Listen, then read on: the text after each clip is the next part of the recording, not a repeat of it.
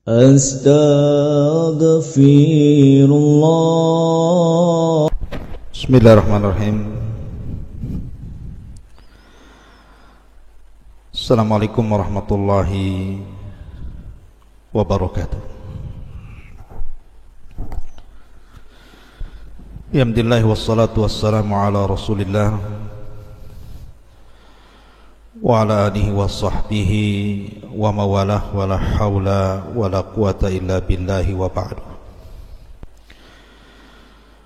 Qala Allahu azza wa jalla: Ya ayyuhalladzina amanu taqullaha haqqa tuqatih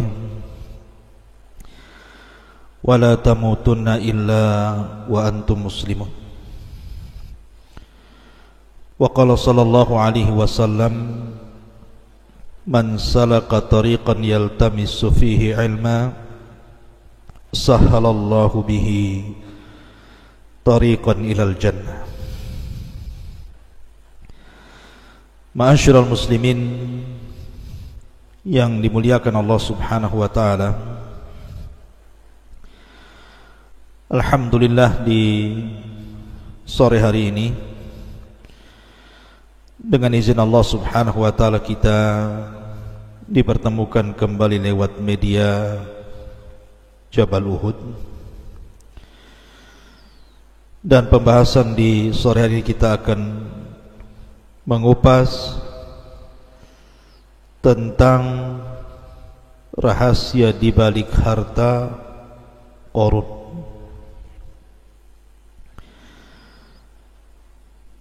Karena apabila seseorang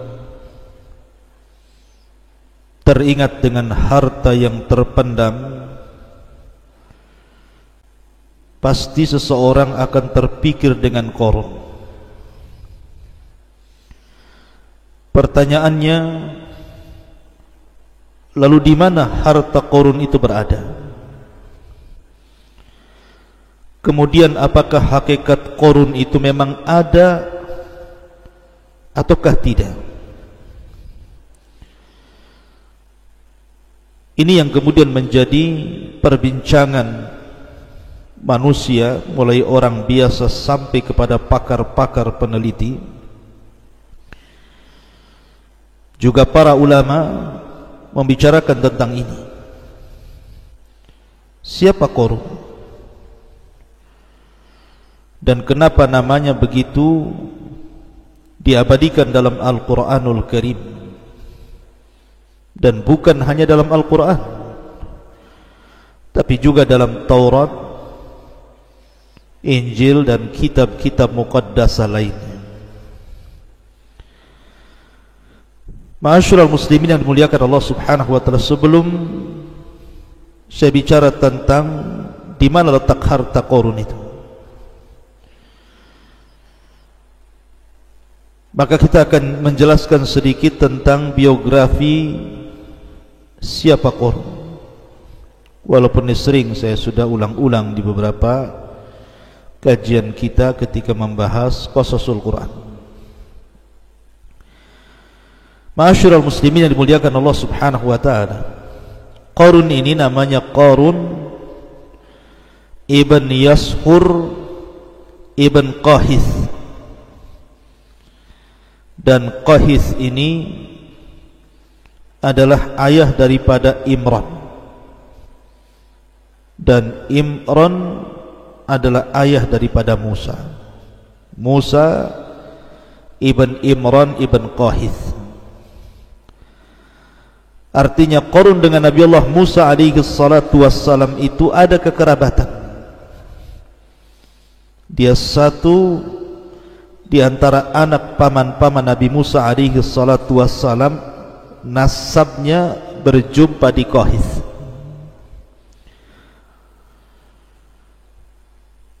Ma'asyiral muslimin yang dimuliakan Allah azza wa jalla, itu berdasarkan Al-Quran nama Qarun tersebut.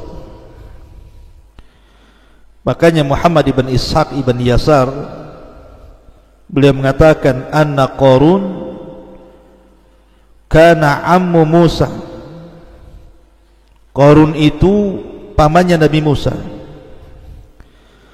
Tetapi kata Ibnu Jarir, wa aktsaru ahli ilmi, kebanyakan ahli ilmi, ala annahu kana ibnu ammi, dia bukan paman Nabi Musa tetapi anak dari paman Nabi Musa. Dan itu yang banyak dikuatkan para ulama, seperti riwayat daripada Abdullah ibn Abbas radhiyallahu anhuma ketika beliau mentafsirkan inna Qaruna kana min qaumi Musa, sesungguhnya Qarun itu adalah bagian dari kaumnya Nabi Musa. Berkata Ibnu Abbas, kana ibnu ammi, karena Qarun itu anak paman Nabi Musa. Dan itu senada dengan yang dikuatkan oleh para mufassirin seperti Qatadah, Malik ibn Dinar, Ibn Jurayz dan yang lainnya. Ini berdasarkan Islam. Akan tapi kalau kita melihat pada perjanjian lama, maksudnya Taurat, maka Qarun itu namanya Qurah. Qurah ibn Yashar ibnu Qahat ibnu Lawi min abna'i ammi Musa wa Harun. Jadi Taurat memberi nama Qarun itu adalah Qurah ibn Yashar, putra Qahat, putra Lawi, dan Lawi termasuk anak-anak paman daripada Musa dan Harun. Menurut versi orang-orang Taurat, orang-orang Yahudi dalam kitab Tauratnya, bahwa Qarun ataupun Qurah ini salah satu daripada ru'asa Bani Israel, pemimpin-pemimpin Bani Israel. Dan ada juga yang mengatakan bahwa Qurah ini memang orang kaya, karena ketika itu ada orang-orang yang sangat memusuhi Nabi Musa alaihi salatu wassalam. Salah satunya adalah Qurah ini, karena melihat bahwa Musa dan Harun itu orang miskin. Kenapa pula kemudian diturunkan kepadanya kenabian? Harusnya kenabian itu diberikan kepada orang-orang kaya semisalnya. Kenapa diberikan kepada Nabi Musa dan Harun? Dari situlah maka kemudian hasadlah Qurah ini, akhirnya kemudian membawa teman-temannya datang kepada Nabi Musa alaihi salatu wassalam dan mengejeknya. Maka Musa pun kemudian marah.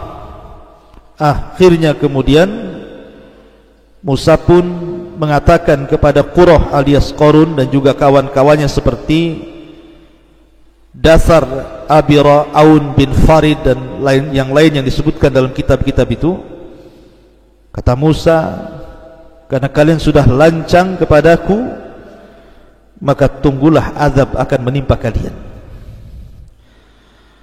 Maka di hari ketika azab itu akan ditimpakan kepada Qurah ini, maka Allah memerintahkan Musa untuk membawa orang-orang yang beriman menjauh dari istananya. Maka disitulah kemudian wa khasafna bihi wa bidarihil arda, Allah tenggelamkan istananya seorang-orang yang dalam tanah. Itu versi Taurat. Tapi versi Islam justru terbalik, bahwa Qarun ini adalah orang miskin, dan dia meminta kepada Nabi Musa alaihi salatu wassalam agar diberikan rizki yang banyak dari Allah subhanahu wa ta'ala. Maka akhirnya kemudian Qarun pun yang tadinya fakir dari fuqara Bani Israel, bahkan dia seorang mukmin dengan Nabi Allah Ya'qub, bahkan dikatakan sebagai munawwir, di mana wajahnya bercahaya karena dia memiliki suara indah ketika membaca Taurat, dan disukai oleh Bani Israel karena indahnya bacaan Taurat. Tiba-tiba kemudian setelah Allah subhanahu wa ta'ala memberikan kekayaan kepada Qarun ini, mulailah dia sedikit demi sedikit menjauh dari ajaran Musa. Dan ketika betul-betul Allah kuasakan harta yang banyak, kalla innal insana la yatgha an ra'ahu stagna.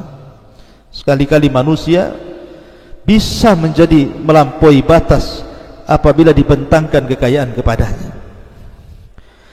Ma'asyiral muslimin yang dimuliakan Allah subhanahu wa ta'ala, baik sebelum saya kupas tentang rahasia di balik harta Qarun, saya ingin membacakan beberapa ayat dalam Al-Quranul Karim yang berkaitan dengan kisah Qarun ini. Ma'asyiral muslimin yang dimuliakan Allah subhanahu wa ta'ala, Allah subhanahu wa ta'ala berfirman, inna Qarun kana min qaumi Musa fabagha alaihim. Sesungguhnya Qarun termasuk kaumnya Nabi Musa, tetapi dia berlaku zalim terhadap mereka.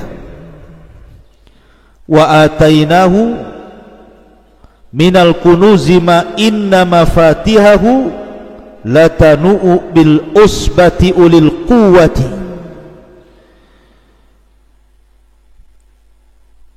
Dan kami telah anugerahkan kepada Qarun pembendaharaan harta yang kunci-kuncinya sungguh berat, dipikul oleh sejumlah orang-orang yang kuat, yang dikatakan oleh sebagian ahli tafsir bahwa kunci-kunci itu maksudnya kunci-kunci yang dibawa oleh orang-orang kuat dari anak-anak buah Qarun ini. Jadi kuncinya saja dibopong oleh orang banyak, saking besarnya. Itu baru cerita kuncinya, belum gudangnya maksudnya ya. Kuncinya saja sudah sebesar itu, belum gudangnya.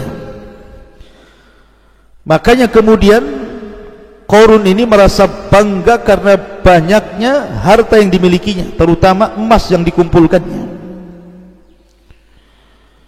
Ma'asyiral muslimin yang dimuliakan Allah azza wa jalla, kemudian Allah subhanahu wa ta'ala katakan dalam ayat selanjutnya, idh qala lahu qaumuhu la tafrah innallaha la yuhibbul farihin. Ketika kaumnya berkata kepadanya, maksudnya orang-orang yang berakal, mengingatkan Qarun ini, janganlah engkau berlaga sombong, sungguh Allah tidak menyukai orang-orang yang membanggakan diri. Wabtaghi fima atakallahu darul akhirah wala tansa nasibaka minad dunya. Dan carilah pahala negeri akhirat dengan apa yang telah Allah anugerahkan kepadamu. Wa ahsin kama ahsanallahu ilaik. Tetapi janganlah kamu lupakan bagianmu di dunia dan berbuat baiklah kepada orang lain sebagaimana Allah telah berbuat baik kepadamu. Ilaika wala tabghil fasada fil ardi innallaha la yuhibbul mufsidin. Dan janganlah kamu berbuat kerusakan di bumi, sungguh Allah tidak menyukai orang-orang yang melakukan kerusakan. Artinya Qarun ini sudah dinasihati oleh orang-orang yang berakal, jangan sombong. Allah tidak suka orang sombong. Carilah dengan kekayaanmu itu negeri akhirat, dan jangan lupakan dari sebagian urusan dunia. Berbuat baiklah sebagaimana Allah telah berbuat baik kepadamu, dan jangan melakukan kerusakan di permukaan bumi. Allah tidak suka dengan orang-orang yang merusak. Jadi indah sekali nasihat ini kepada Qarun. Tapi Qarun ini justru merasa sombong dan mengatakan, qala innama utituhu ala ilmin indi. Subhanallah. Qarun berkata, sesungguhnya aku diberi harta ini semata-mata karena ilmu yang ada padaku. Sebagian para ulama mengatakan sebenarnya Qarun jadi kaya itu Dari mana kekayaannya?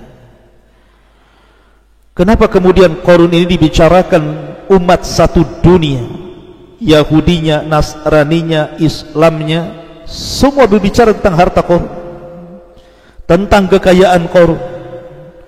Kok bisa Qarun itu jadi kaya raya? Ada yang mengatakan bahwa asal kekayaan Qarun itu karena Qarun itu menguasai Ismul A'zam, nama-nama Allah Subhanahu wa ta'ala yang sangat agung. Seperti dalam nama Asmaul Husna dalam Islam itu kan ada Asmaul A'zam, ada yang mengatakan Al-Hayyu, Al-Qayyum, ada yang mengatakan Allah. Pokoknya disembunyikan mana satu dari 99 nama ini.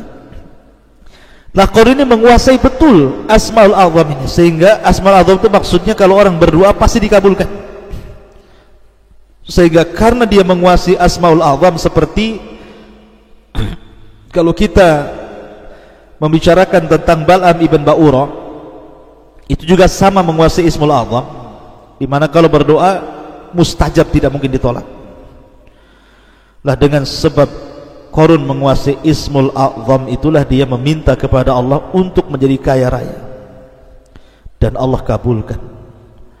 Namun setelah itu dia kufur nikmat kepada Allah Azza wa Jalla. Walaupun pendapat ini tentu dibantah oleh para ulama, karena Ismul A'zam itu diperuntukkan bagi orang-orang yang beriman, bukan orang-orang kafir seperti Qarun. Kemudian yang kedua, Qarun ini dianugerahi oleh Allah Subhanahu wa ta'ala tentang ilmu kimia. Dia bisa merubah dari sesuatu yang tidak berharga menjadi berharga. Bahkan bahasanya pasir aja bisa dibentuk jadi emas. Bahkan dia membentuk pintunya dari emas murni dan juga kursinya. Tapi pendapat ini pun dibantah oleh para ulama. Maka yang benar apa? Yang benar Qarun kana tajira. Qarun itu jadi kaya karena berniaga, dan dia tujarul zahab, peniaga emas. Sehingga kemudian lambat laun, dari tadinya Qarun ini orang miskin menurut Islam gitu ya, kalau menurut ahli kitab justru dia sudah kaya. Tetapi kemudian dengan kesibukan berdagang, akhirnya kemudian dia berhasil menjadi orang kaya raya. Dia pun togok melampaui batas, wa takabbara, kemudian sombong kepada Allah Azza wa Jalla. Akhirnya Allah murka kepada Qarun. Jadi itu hasil kekayaan Qarun itu dari tajir. Ma'asyiral muslimin yang dimuliakan Allah Subhanahu wa ta'ala. Kemudian Qarun pun mengatakan, dengan bangganya dia mengatakan, innama utituhu ala ilmin indi. Kemudian Allah katakan, awalam ya'lam annallaha qad ahlaka min qablihi minal qurun man huwa asyaddu minhu quwatan wa aktsaru jam'a wa la yus'al an dzunubihimul mujrimun. Tidakkah dia Qarun itu mengetahui bahwa Allah telah membinasakan umat-umat sebelumnya yang mungkin jauh lebih kuat dibandingkan Qarun dan lebih banyak harta dibandingkan Qarun, dan orang-orang yang berdosa itu tidak perlu ditanya tentang dosa-dosa mereka. Ma'asyiral muslimin yang dimuliakan Allah Azza wa Jalla, Qarun ini kan sangat kaya, suka menggunakan pakaian-pakaian yang syuhrah, yang megah, ingin menunjukkan bahwa dia orang kaya. Sehingga dari penampilan Qarun, dari kekayaan Qarun, dari kebun, dari gudang-gudang harta, dari para pelayan, itu menjadikan pandangan manusia kepada Qarun ini, mereka ingin seperti Qarun. Jadi orang-orang fuqara wal masakin apabila memandang Qarun ini, berangan-angan kapan saya ingin seperti Qarun itu.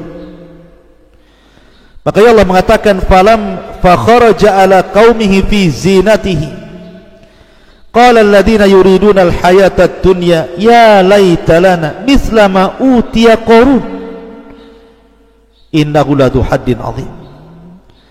Maka keluarlah dia Qarun kepada kaumnya dengan kemegahannya.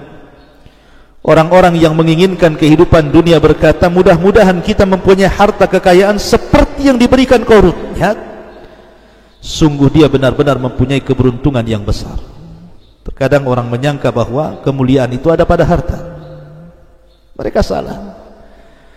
Terkadang kemuliaan itu ada pada pangkat jabatan ataupun kedudukan. Terkadang kemuliaan itu ada pada anak-anak yang sukses ataupun kesehatan. Salah. Memang itu semua bisa menyumbang kebahagiaan, tapi bukan segalanya.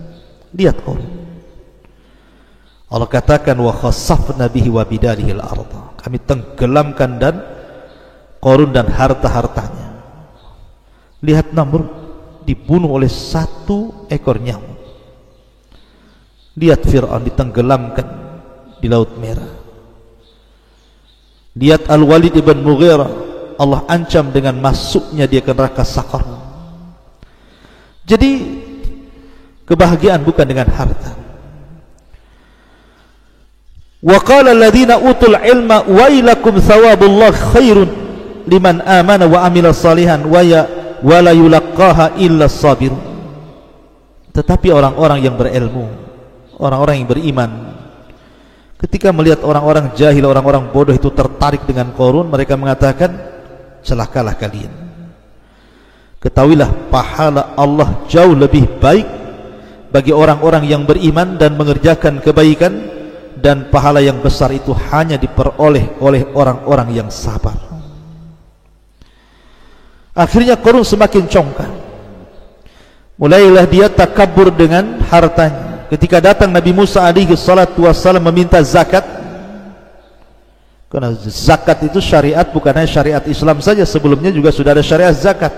Bahkan rukun Islam itu berlaku kepada semua para nabi dan rasul.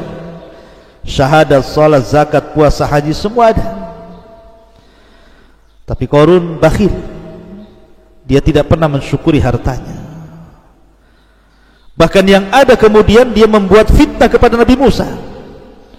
Difitnahnya Nabi Musa alaihi salatu wassalam bahwa dia telah menghamili seorang wanita pelacur. Tiba-tiba ketika dihadirkan wanita itu dan memandang wajah Nabi Musa, dia pun mengaku bahwa dia disuruh Qarun dengan imbalan harta yang banyak. Maka dari sini Allah subhanahu wa ta'ala murka kepada Qarun. Allah katakan fa khassafna bihi wa bidarihi al-ardha fama kana lahu min fi'atin yansuruna min dunillahi wa ma kana minal muntasirin. Maka kami benamkan Qarun bersama rumahnya ke dalam bumi, maka tidak ada baginya satu kelompok yang akan menolongnya selain Allah, dan dia tidak termasuk orang-orang yang dapat mendapatkan pembelaan diri. Maka orang-orang miskin yang pada mula-mulanya kalau melihat Qarun itu pengen seperti Qarun, tiba-tiba mereka mengatakan, wa ka'anna Allah yabsutur rizqa liman yasha min ibadi wa yaqdir laula amanna Allahu alaina la khasafa bina wa ka'annahu la yuflihul kafirun. Jadi duhai benarlah kiranya Allah melapangkan rizki bagi siapa yang dia kehendaki di antara hamba-hambanya, dan membatasi bagi siapa yang dikehendaki di antara hamba-hambanya.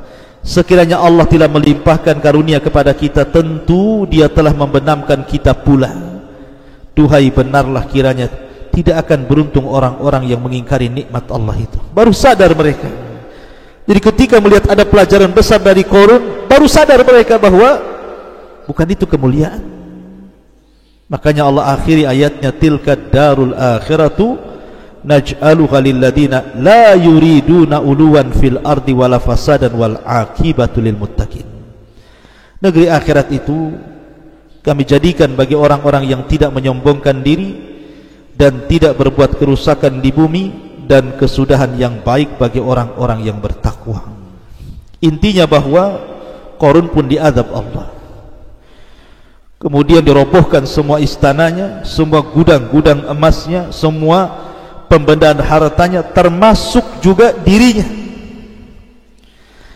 Pertanyaannya, ma'asyiral muslimin yang dimuliakan Allah Subhanahu wa taala, di mana harta Qarun itu? Di mana peristiwa ini terjadi? Ma'asyiral muslimin yang dimuliakan Allah Subhanahu wa taala, sebelum saya jelaskan, kita akan jelaskan dulu sebenarnya peristiwa Qarun, perselisihan Qarun dengan Nabi Musa itu di Mesir, ataukah setelah Nabi Musa membawa Bani Israel sampai ke negeri Tih? Kalau versi Taurat, bahwa kejadian perselisihan Qarun dengan Nabi Musa alaihi salatu wassalam itu terjadi di Mesir. Karena ada yang mengatakan Qarun itu adalah salah satu dari orang-orang atau wazirnya Fir'aun dan Haman. Dan istilah Taurat namanya Qurah bin Yashar, itu orang dekatnya Fir'aun dan Haman, dan dia orang kaya. Adapun versi Islam, bahwa kejadian Qarun dengan Nabi Musa itu setelah hijrahnya kaum muslimin dari Mesir menuju Palestina. Maka disitulah terjadi di Ardi Tih. Qarun membangkang perintah Nabi Musa alaihi salatu wassalam, nasibnya sama dengan Bal'am ibn Ba'ura. Kenapa? Karena salah satu laqab Qarun itu Munawwir, Hasanus Saut, suaranya indah ketika membaca At-Taurat, dan manusia suka dengan Qarun itu karena bercahaya wajahnya, menunjukkan bahwa orang yang membaca Al-Quran itu terang wajahnya. Lah, kita tahu bahwa Taurat bukan turun di Mesir. Taurat itu turun ketika Nabi Musa berada di bumi Tih. Maka dari sini menunjukkan bahwa peristiwa ini terjadi setelah hijrahnya Musa membawa Bani Israel dan menyelamatkan dari kejaran Fir'aun, sehingga sampailah di negeri Tih, negeri linglung bahasa kitanya, karena ketika diajak jihad mereka tidak mau. Disitulah peristiwa berlaku. Ma'asyiral muslimin yang dimuliakan Allah Subhanahu wa taala, dalam cerita barat ada lagi bahwa Qarun itu adalah raja Libya, Malik Kuruzus, yang dikenal di barat ini. Kuruzus ini raja Libya yang sangat kaya raya gitu ya, yang konon dia orang yang pertama kali mencetak uang emas. Dialah Qarun itu sebenarnya. Tapi ulama Islam menolak pendapat dari barat. Kenapa? Karena Kuruzus ini mati di tangan Qurus Al-Farisi, dan ini bertentangan dengan Al-Quran yang Allah katakan wa khasafna bihi wa bidarhil arda. Qarun ditenggelamkan bersama harta-hartanya ke perut bumi. Sementara Kuruzus ini mati di tangan Qurus Al-Farisi, sehingga apa yang diprasangkakan barat bahwa Qarun adalah Kuruzus ini tidak benar, karena bertentangan dengan Al-Quran dan juga sunnah Nabi sallallahu alaihi wasallam. Ma'asyiral muslimin yang dimuliakan Allah Azza wa Jalla, setelah kita tahu bahwa peristiwanya di Ardi Tih, di bumi linglung ini, lalu terjadi silang pendapat di mana harta Qarun yang ditenggelamkan Allah itu. Ada yang mengatakan bahwa peristiwa itu terjadi di Mesir, terjadi di Kairo, di Mesir sana, di tempat yang disebut Al-Fayyum. Al-Fayyum ini kalau dibuat jarak dari Kairo Mesir sekitar 150 km di barat daya Kairo dan Mesir, Fayyum ini. Karena di situ konon ada runtuhan bangunan yang dipercaya sebagai tempat tinggal Qarun di masa itu, dan tempat itu berdekatan dengan Danau Qarun. atau kurang lebih berjarak sekitar 2 kilometer. Menurut beberapa sumber, bangunan yang masih berdiri kokoh adalah benteng yang dibangun oleh Qarun. Jadi ada yang berpendapat bahwa Qarun itu hartanya dipendam di Fayum, di Mesir sana. Bahkan Fayum ini menjadi pusat penelitian dunia. Apakah betul di situ pernah terjadi gempa gitu sehingga menghancurkan istana Qarun dan Qarun-Qarunnya sekali gitu ya? Ataukah ada tempat lain selain Fayum ini? Ada juga yang mengatakan bahwa peristiwa ini bukan terjadi di Fayum, tetapi terjadi di Nainawa.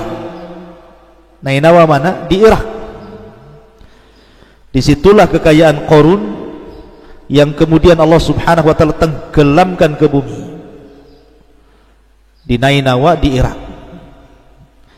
Ada juga yang mengatakan bahwa harta Qarun itu ya di bawah sungai Efrat itu. Nabi SAW yang mengatakan bahwa di situ ada pembendarahan emas gitu ya. Tapi ma'asyiral muslimin, Quran ataupun sunnah Nabi SAW tidak menjelaskan secara detail letaknya di mana, kemudian waktunya kapan, karena kelahiran Qarun dan wafatnya Qarun aja tidak dijelaskan. Yang disepakati bahwa Qarun itu hidup di zaman Nabi Musa dan mati di zaman Nabi Musa. Tapi kapan lahirnya, kapan wafatnya tidak dijelaskan. Termasuk tempat ditenggelamkan Qarun dan juga seluruh istana dan kekayaannya tidak dijelaskan.